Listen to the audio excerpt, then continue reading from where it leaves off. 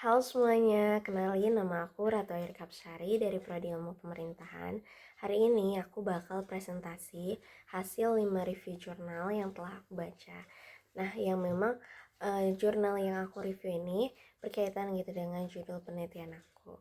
Jurnal pertama itu berjudul The Political Economy of Oligarchy and the Reorganization of Power in Indonesia, karya Fedi Hadis dan Richard Robinson. Nah, jadi kalau misalnya jurnal ini tuh emang membahas gimana sih elit politik dan ekonomi itu tetap mempertahankan pengaruhnya dalam pemerintahan daerah pasca reformasi dan desentralisasi.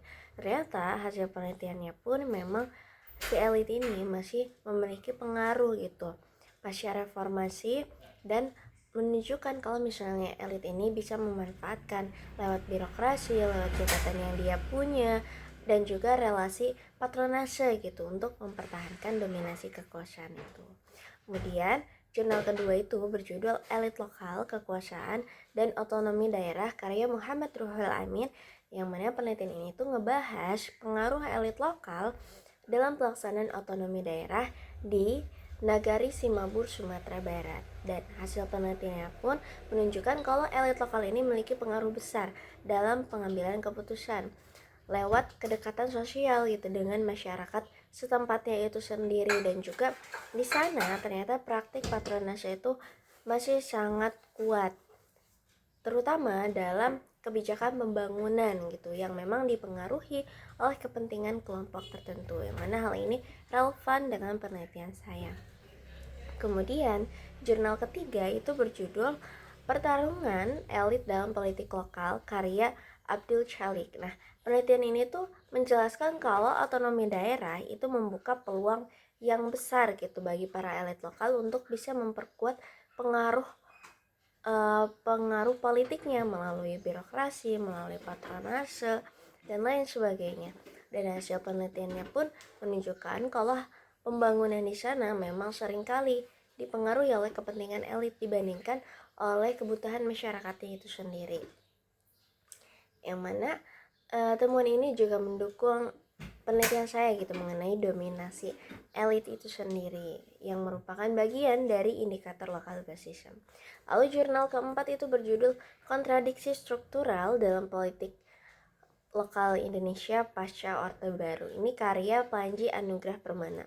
Nah, penelitian ini tuh lebih menunjukkan kalau gimana desentralisasi itu justru memunculkan dominasi elit dalam pemerintah daerah, yang ternyata hasil penelitiannya pun menunjukkan kalau misalnya elit ini memanfaatkan birokrasi, jaringan politik dan patronasenya itu memang untuk mempertahankan pengaruhnya gitu terhadap ke masyarakat.